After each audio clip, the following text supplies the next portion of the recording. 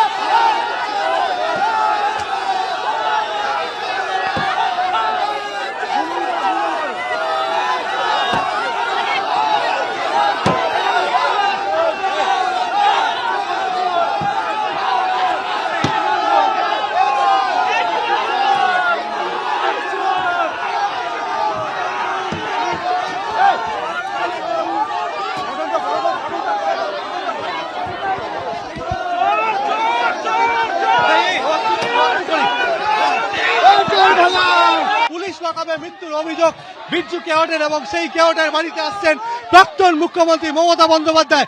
চূড়ান্ত বিক্ষোভের মুখে জোর স্লোগান দেওয়া চোরের রানী চোর সৃষ্টি করেছে আজকে মমতা ব্যানার্জি 15 বছর বাংলা লুট করেছে। চোর চোর ব্যাপক উত্তেজনা এই মুহূর্তে আমরা দেখতে পাচ্ছি হালিশহরের ভূতবাগান এলাকায়।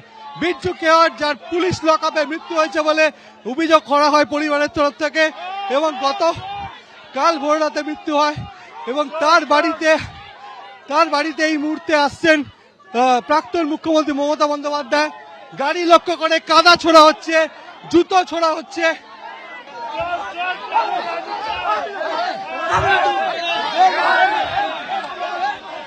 এই মুহূর্তে হালিশহরের ভূতবাগানে রাজ্যের প্রাক্তন মুখ্যমন্ত্রী মমতা বন্দ্যোপাধ্যায় চূড়ান্ত ক্ষোভের মুখে জোর স্লোগান দেওয়া হচ্ছে, তাকে লক্ষ্য করে জুতো ছোড়া হচ্ছে।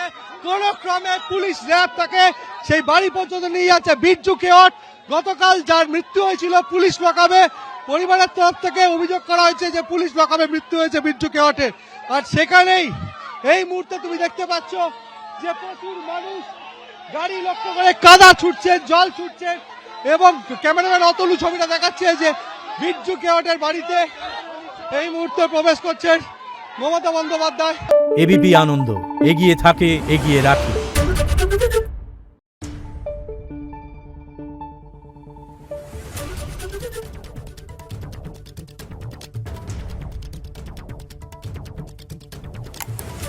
Thank you.